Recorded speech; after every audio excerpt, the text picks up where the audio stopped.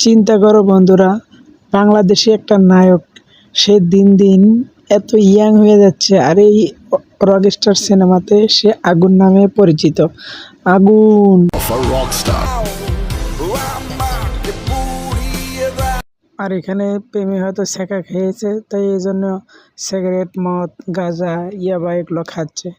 আর বিশাল বড় স্টেডিয়ামে মানুষের সামনে রকস্টারের মতো করেই গান গাচ্ছে। এই জন্য এক নতুন শাকিব খান দেখে একদম দর্শকরা হলের ভেতর চিল্লাইবে, লাফাইবে। মানে শাকিব খানের এরকম লুক দেখে সবাই মানে অজ্ঞান হয়ে যাবে। শাকিব খান দিন দিন মেয়েদের জন্য ক্রাশ হচ্ছে। বুঝলাম না কি রহস্য।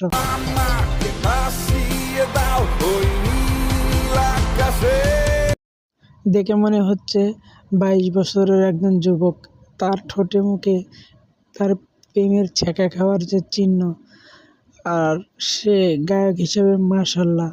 বাংলাদেশের এইরকমই রকস্টার সিনেমা, সবাই এরকম অভিনয় চায় যে বাংলাদেশে একটা সুপারহিট সিনেমা হোক।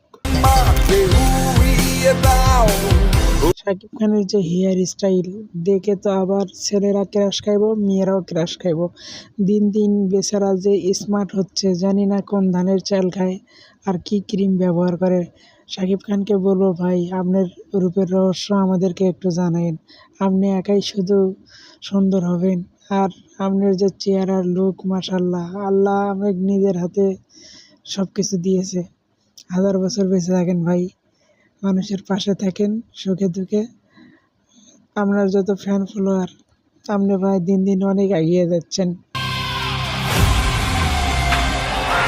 এই সিনেমাতে শাকিব খানের নাম থাকবে আগুন। আগুন একদম পুরো সিনেমা হলে আগুন ধরায় দিব। যা এক একটা লুক, যে স্টেডিয়াম, আর জানি না এই মুভিটা কত কোটি টাকা ইনভেস্ট করছে।